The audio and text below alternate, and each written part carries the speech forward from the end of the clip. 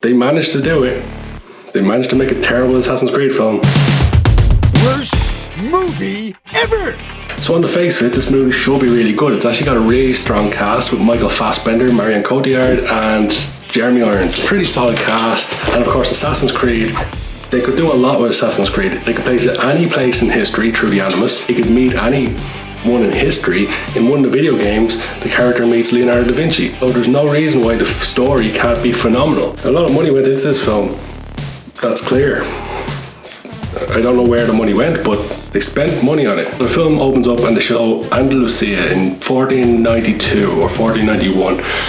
1490 something. So they're setting up where the character's going to go in time. Then they cut to like the 1980s and there's modern day music, which for me personally took me straight out of the whole being Assassin's Creed film. They show this kid and this kid runs home and his mom is in a chair and he realizes she's dead. And then he looks to the right and there's an assassin, or a guy in a cloak at least, and it's Brendan Gleeson. It's Brendan Gleeson's son, and he starts to go after the kid. They make it look like he's going to kill the kid, and then he tells the kid to run away. Then a load of black cars pull up.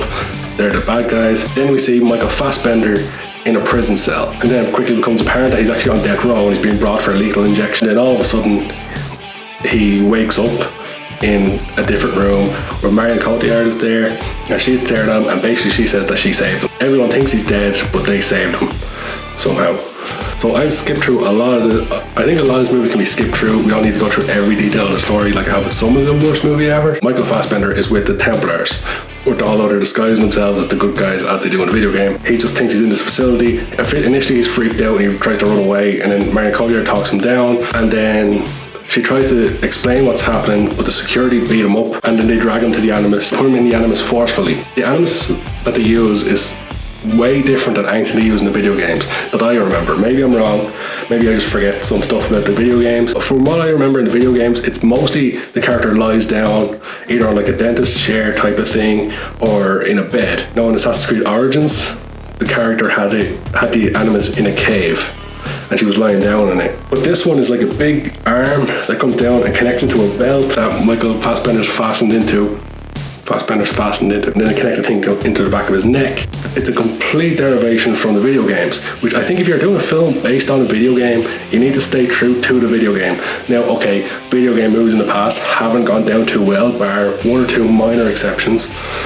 But if you're gonna base it on one of the biggest video games of all time, one of the best video game series, you have to stay loyal to that series. So this is the first weird thing. But then he goes into the Animus, and this is the first time we see Michael Fassbender and Aguilar, who's the character he's playing. We see both sides, and this is really weird because in the video game, when you go into the Animus, you play as the character from the past. You don't see both sides. In the movie, you see Michael Fassbender, and then you see the Spanish character. Also, why is Michael Fassbender playing a Spanish character? No one knows. They could have just gotten a Latin actor.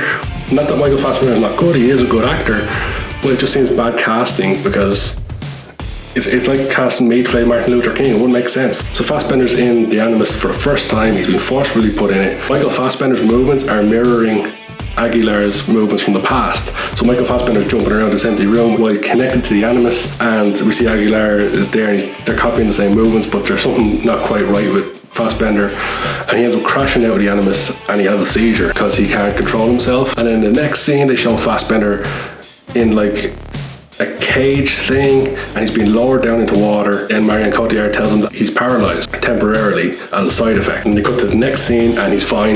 He's just jumping around his own room fighting and shadow boxing, and then he starts to see visions of Aguilar, and she says that's a side effect of being in the Animus. He's put in a second time into the Animus, and this time again he's more forceful, but this time he syncs up a bit better, and they see the promise. Marion Cotillard see that they're promised with him, but it's still not quite working, and he's still putting up a fight against it. So Jeremy Irons is getting pissed off with this because he wants more results. Marion Cotillard explains to Fassbender that they're trying to find the Apple of Eden, which I believe was one of the targets in one of the video games, but they've done it differently. So they're trying to find the Apple of Eden. She claimed to end all violence. End violence is stupid because no violence, no Batman.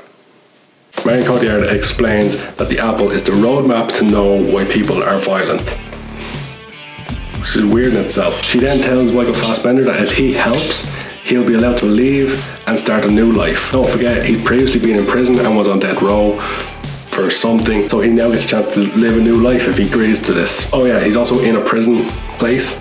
So they've established that he's in a prison type of thing, but they say he's not a prisoner, but there is other prisoners, and it's clear that the other prisoners don't like Fassbender and are constantly watching him and are constantly talking about him as well. So around 40 minutes into the film, Michael Fassbender's in his own cell and he sees visions of Aguilar again, but he starts fighting his animus self. No explained reason other than fights for the sake of fights. When I was making notes in this film, there was a lot of points when I just didn't make notes because there wasn't a whole lot of story to run through. They did rely a lot on the fights and then basic back and forth between Marion Cotillard and Fassbender. A lot of the film's very meh. There's not a whole lot going on. It's not terribly exciting, which is a terrible shame to say about an Assassin's Creed film. So about an hour in, it's established at this point that Marion Cotillard and Jeremy Irons is Marion Cotillard's father, and they're both trying to get the same thing. They're trying to find the Apple of Eden in the past so they know where it is, so they can go get it in the modern day and end violence. That's what they've said they're doing. But then obviously they're the bad guys. They're not telling Fassbender the real reason is that they wanted to take over the world, basically. So Jeremy Irons isn't happy with the progress they're making. He doesn't think Fassbender's doing a good enough job and they're not going to find the Apple of Eden. They're also under pressure because their finance is going to be taken away.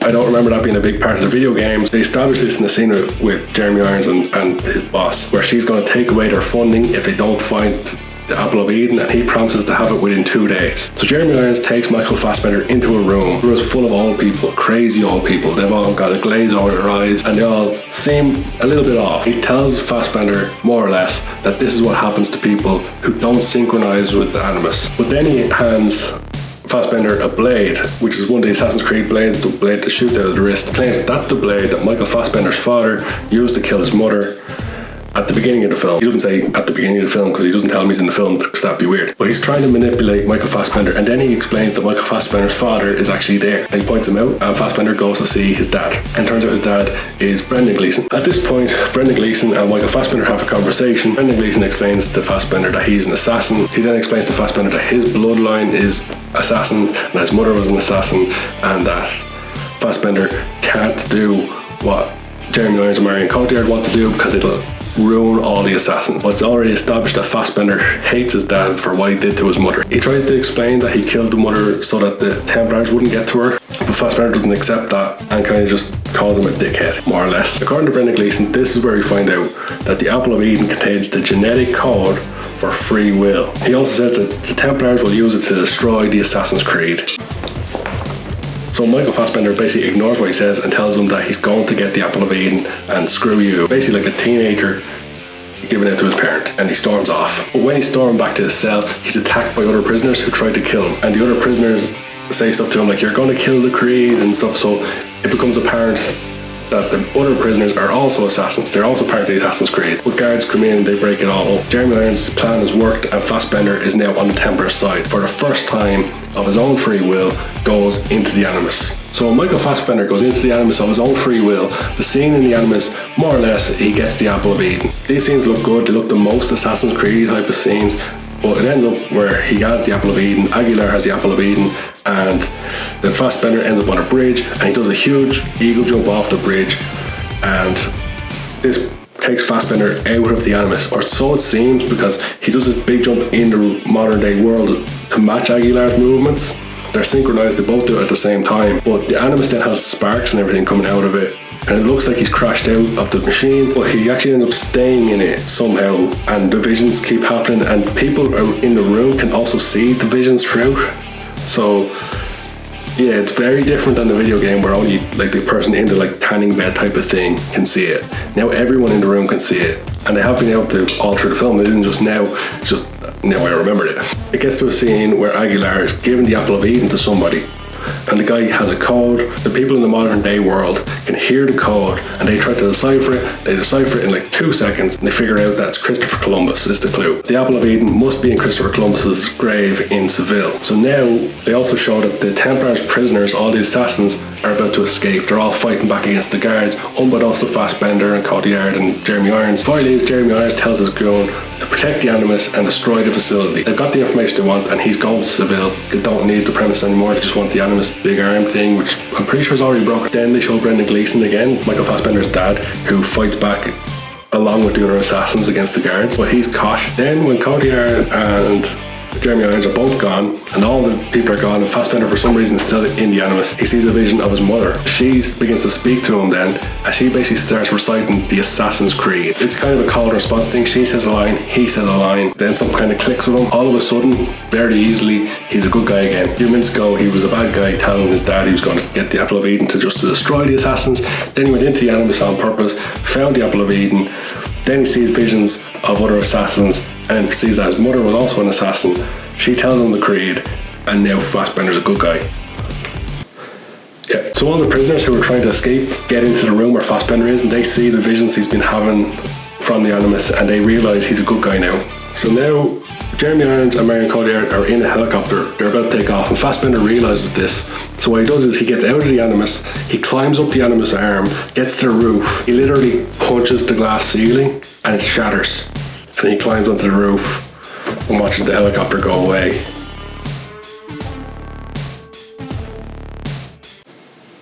Good movie. Nah. Jeremy Irons is gone to go get the Apple of Eden in Seville. So you assume the next thing we're going to see is Fassbender trying to stop him. No. The next thing we see is that Jeremy Irons goes somewhere and someone hands him a box and he has the Apple of Eden. Just like that. All they had to do was find out where it was and it was given to him. No hassle. No one tried to stop him. No one tried to get there before him.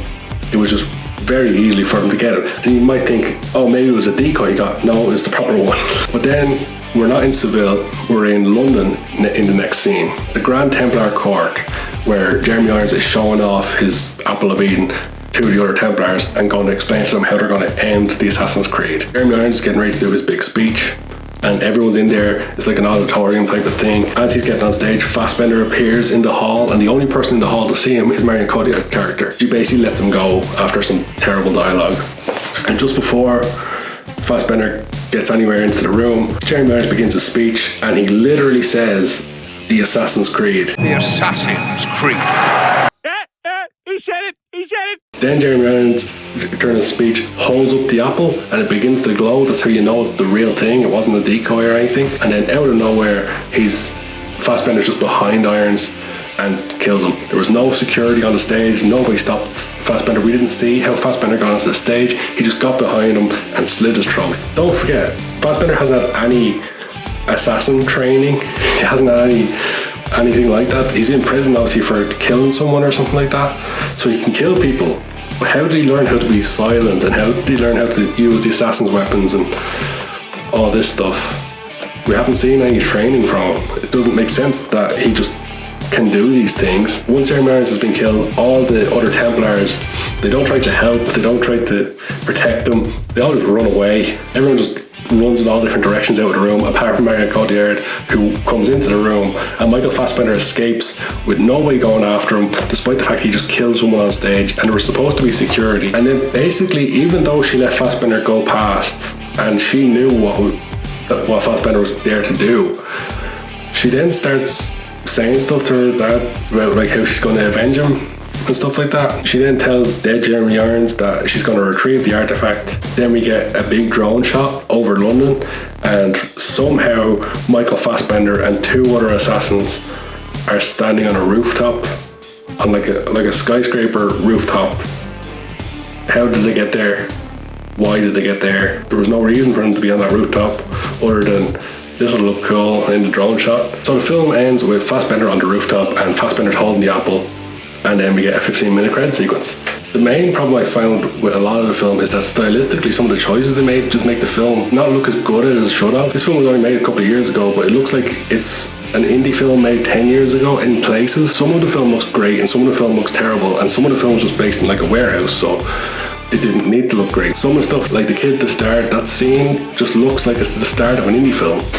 It doesn't look like a Hollywood blockbuster, which this film should have been. This film should have been a Hollywood blockbuster with amazing action in it. Also, the weird part is that in this Assassin's Creed thing, 90% of the film should have taken place in the Animus world, because when they really get into it and they get into proper Assassin's Creed stuff where they're like running across rooftops and they're having this epic fights, that stuff's really good, and it feels like an Assassin's Creed film, and there's a lot to play with there. But instead, 90% of this film takes place in modern day world where they're trying to manipulate Michael Fassbender to go into the Animus. It's kind of weird that the video game looks better than the movie, because the movie has all it needs to be amazing. It just hasn't been made very well. The story wasn't written by someone who plays Assassin's Creed games. That much is clear. They were given basic points as to what they were supposed to write for an Assassin's Creed game, but I don't think they were fans of the series, because it's a complete derivation from the video game series, which is a huge shame, because I think this would have really caught on in the movie world, and it would have been a great series of films, and they constantly could have had different series and big actors and big scenes and big fight scenes. It could be on the level of a Lord of the Rings or a Star Wars in terms of the fanfare behind it, but they messed it all up and made it more like Prince of Persia, which was also a disaster.